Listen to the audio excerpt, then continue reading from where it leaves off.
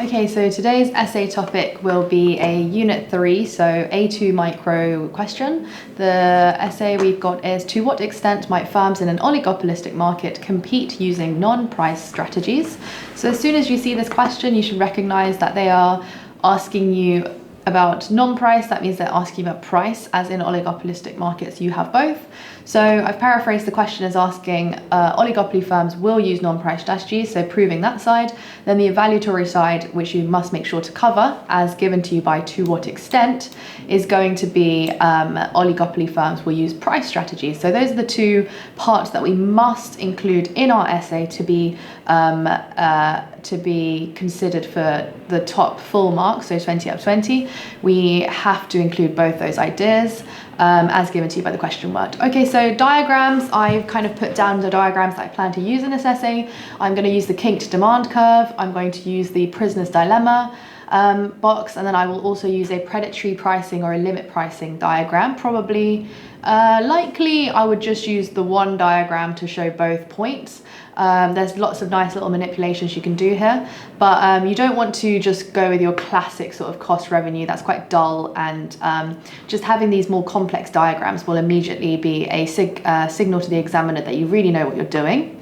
So in my introduction, I plan to explain the characteristics of oligopolies, as you always should. Whenever it specifies a specific type of market, make sure you've got the characteristics just ready to go.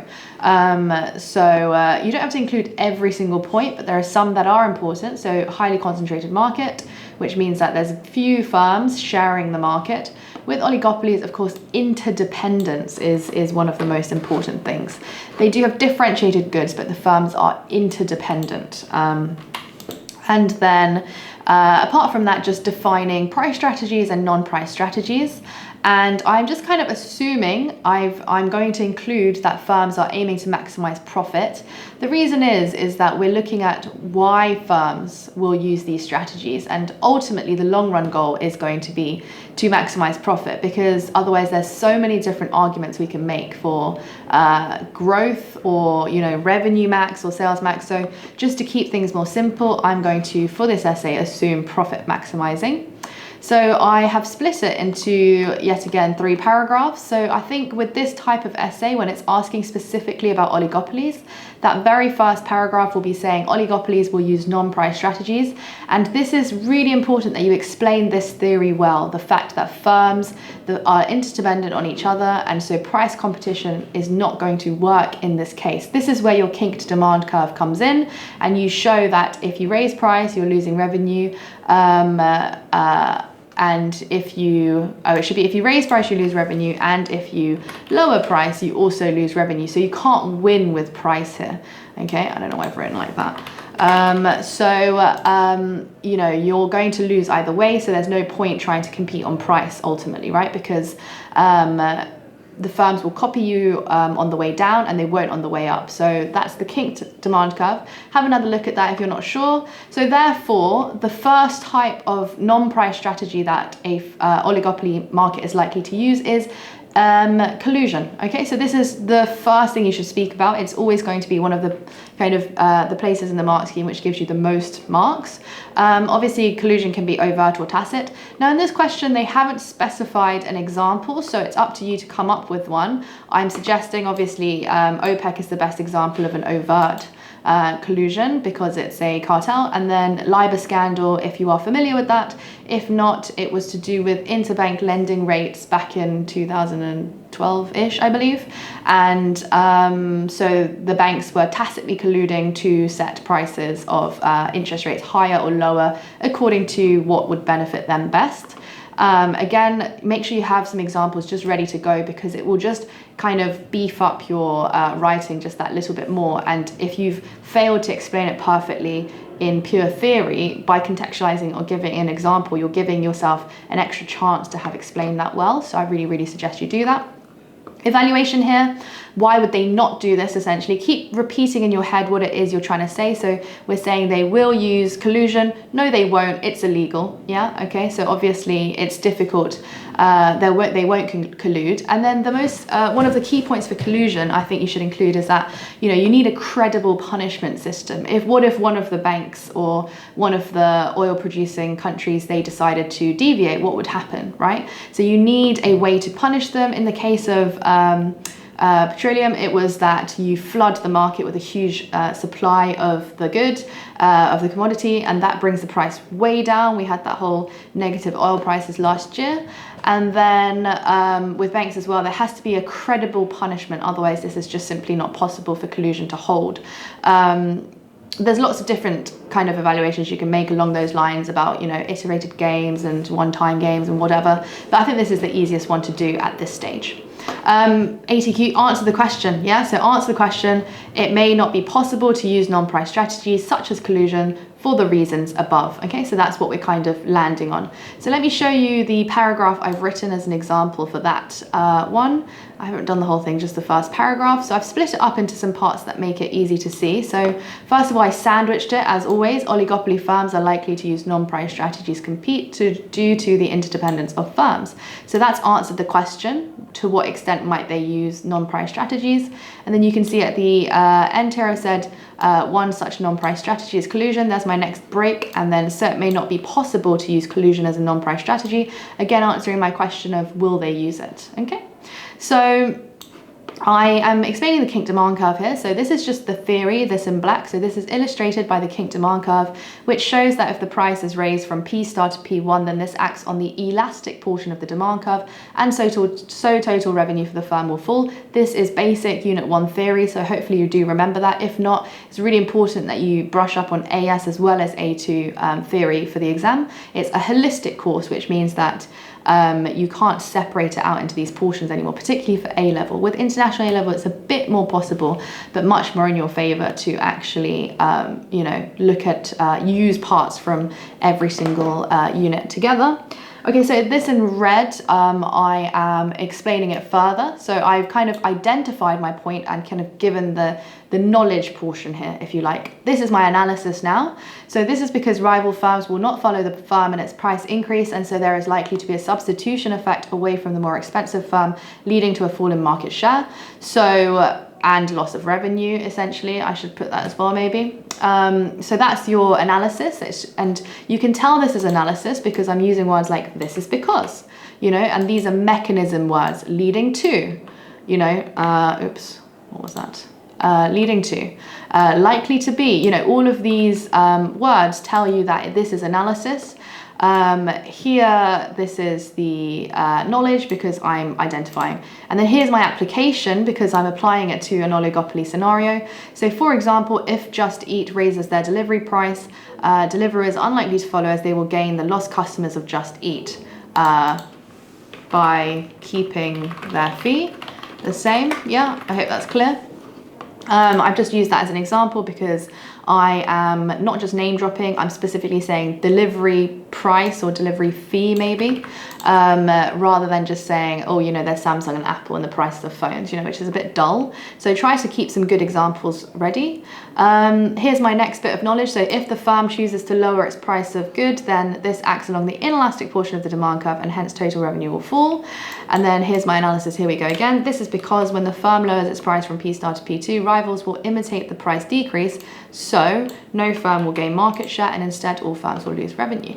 Okay, and here's my application. If Just Eat chooses to get rid of their delivery fee, then Deliveroo will have no choice but to follow or risk losing customers to Just Eat.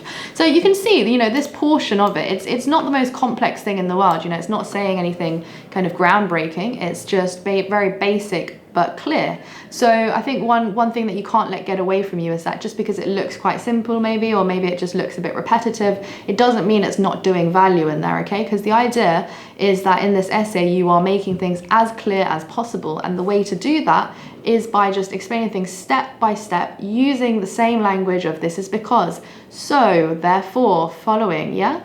So things like this is going to be the structure you're after.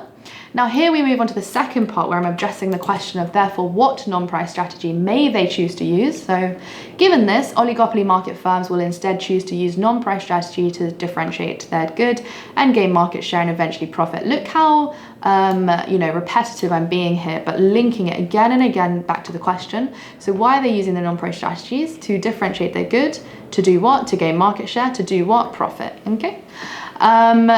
One such non-price strategy is collusion. There's my knowledge, yeah? So I'm bringing in some knowledge there. Collusion involves firms working together to raise price simultaneously in order to maximize profit. Collusion can be overt, as in the case of OPEC, which operates as a cartel to manipulate prices of oil. Tacit collusion would not have firms openly discussing price raises and will often be made possible by one firm raising price first and then other firms following, such as in the case of the LIBOR scandal, with banks colluding to set higher or lower interest rates to benefit themselves. It's a really wordy sentence. I would actually probably split that up. I don't even know why I didn't proofread this if that wasn't already clear. Sorry, I should have taken more time on it. Will often be, yeah, I'm just gonna cut it there. Just to make it clear to you, again, I'm trying to use these connectives. Then other firms following. Oh, no, that's not a good place to cut. Other firms following, yeah, for example, yeah, in the case of the LIBOR scandal. So I mentioned that as my example above, but it's quite a good example of collusion because it basically, nobody openly spoke about it, but basically the banks in the UK, they all had to submit an interest rate and everybody would be kind of colluding with each other to set them higher or lower. And that actually affects the price of for consumers, it can affect the price of mortgages and loans, and so it was really quite shocking stuff. Well, not shocking, but it's not great. So I think that's quite a good example to use if you don't have one. In both these cases, collusion is only possible when there is threat of credible punishment. Without this, firms have no incentive to stick to the agreement and the collusion will break down. So my evaluation is kind of incorporated in there. So it may not be possible to use collusion as a non-price strategy, okay? So what you'll see with this particular essay, which is different to the ones we've done before maybe, is that within this paragraph, it's not really as clear where the analysis is and where the evaluation is. So where one argument and the other one is. I find this structure just works better with this particular essay because it's really difficult to discuss price without discussing non-price. And I personally think it's better to analyze both ideas in full rather than try too much to be like, in evaluation, they will use this. It's a bit blatant, okay? Right, paragraph 2 then, what I would suggest is that you go straight onto oligopolies will use non-price strategies. Why? To differentiate goods and therefore long-run profits. So I would just give a couple of examples of non-price strategies, what they use, how it affects the firm, and then an example, and then maybe some evaluation. So I've just chosen here advertising, so leading on to increased market share and also increased brand loyalty. This may lead to inelastic demand. This gives you the ability to raise price, control price a bit more and increase revenue. It can also act as a barrier to entry if you have a very loyal customer base, or if you've got strong advertising and branding. You gain a competitive advantage, maybe you could link it to that. And then this leads to being able to maximize profits in the long run, or giving you an edge over your rivals, okay? So I've given Coca-Cola as an example there. Obviously, Coca-Cola is an example of one of the best bits of kind of advertising branding that we've seen. So, I've just chosen them as an obvious one. But if, as I said, it doesn't matter what you use as the example, it's just something that you're familiar with and something you can do a bit more than name drop. So for this, I might say something along the lines of Santa Claus being red and how they use that to their favor. Brand proliferation I'm using as well. So this allows you to target multiple population segments.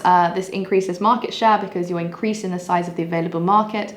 I might even link that to sort of international markets as well. MNCs maybe, things like this. So I would probably do something like that.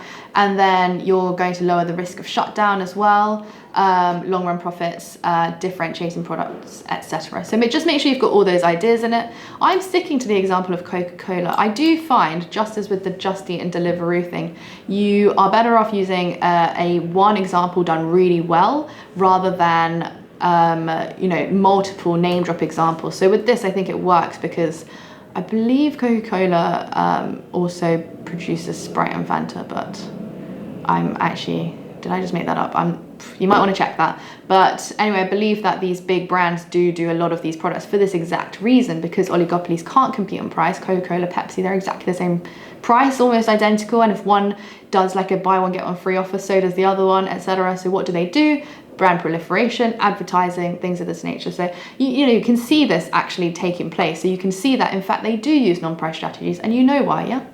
Evaluation, I prefer actually to use the prisoner's dilemma box. I know most use it for high price, low price, or raising price, or keeping price the same, but I actually think it's quite nice to use it for advertise, not advertise, because it's otherwise there's not really a diagram for these non-price strategies, but it works quite well. So instead of raise price, keep price, you would just replace that with advertising, not advertising.